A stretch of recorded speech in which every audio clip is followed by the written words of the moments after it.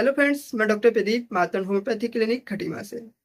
आज मैं आपको किसी डिजीज या उसकी कोई स्पेसिफिक मेडिसिन के बारे में नहीं बताने जा रहा हूँ, बल्कि एक केस के बारे में आपको डिस्कस करना चाह रहा हूँ, जिससे कि आपको यह पता चल सके कि वास्तव में होम्योपैथी की दवाइयाँ या जो होम्योपैथिक इलाज जो होता है, वह बीमारी के नाम पर न होकर लक्षणों के आधार पर और उससे भी ज़्यादा मरीज के स्वभाव या कॉन्स्टिट्यूशंस के आधार पे होता है। तो यह पेशेंट था, जब मेरे पास में आए थे तो उनके हाथ में स्किन टाइट हो जाती थी और स्किन टाइट होने के बाद वह चटक जाती थी और गहरी सी उसमें दरार आ जाती थी। यह सोराइसिस का एक रूप है और उनके दोनों हाथों में यह दिक्कत थी।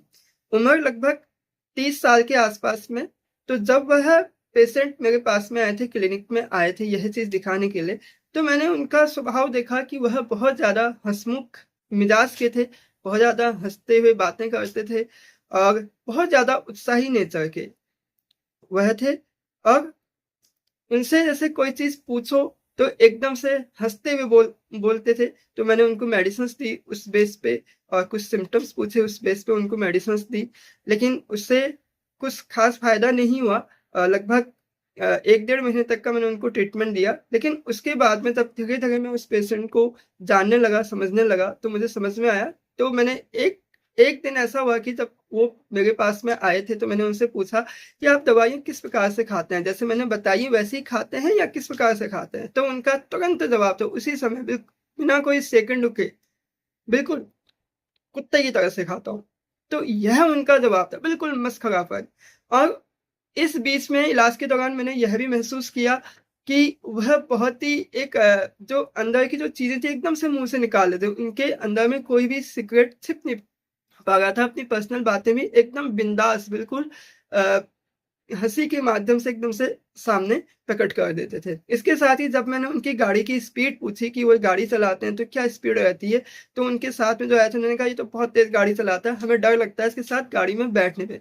हमेशा 90 से ऊपर उनकी कार की और इवन बाइक की स्पीड भी 90 से ऊपर रहती थी। लेकिन काफ़ी टाइम से वो गाड़ी चला रहे थे तो उनका तब तक कोई भी एक्सीडेंट आज तक कोई भी एक्सीडेंट नहीं हुआ। तो इसका मतलब वह एक बहुत विटी नेचर और इसके साथ में क्विक डिसीजंस कि कहाँ पे गाड़ी मोड़नी है, कहाँ पे लोगों को बचाना है, किस तरीके से स्पीड में भी गाड़ी को कैसे कंट्रोल करना, वो हाथ उनका बहुत अच्छा था। बहुत अच्छे बैट्समैन थे और बहुत अच्छी स्पिन बॉलिंग करते थे, जो उनकी विटी नेचर को, उनकी हाज़िर-जवाबी को, क्विक डिसीजंस को दिखाता है। तो इस बेस के आधार पे मैंने उनको हायोसाइमस 200 होम्योपैथी मेडिसिन है यह दी। सिर्फ़ 5 गोली दी, इस दवाई से भीगी हुई। तो उसके बाद फिर रिज़ल्ट्स देखा, कोई दूसरी मेडिसिन्स लेने की ज़रूरत नहीं पड़ी और मात्र 20 दिन के अंदर ही उनकी सारा जो सोराइसिस की जो भी लीजन्स थे, जो दरारें थी, स्किन क्रैक हो जाती थी, वह बिल्कुल ठीक हो गया। तो इस बात से पता चलता है कि होम्योपैथी में कॉन्स्टिट्यूशंस या मरीज़ का जो स्वभाव होता है, वह कितना मायने रखता है। थैंक यू फ्रेंड्स, आज के लिए इतना ही। फिर मिलेंगे फिर किसी नए टॉपिक के साथ में। तब तक के लिए बाय-बाय।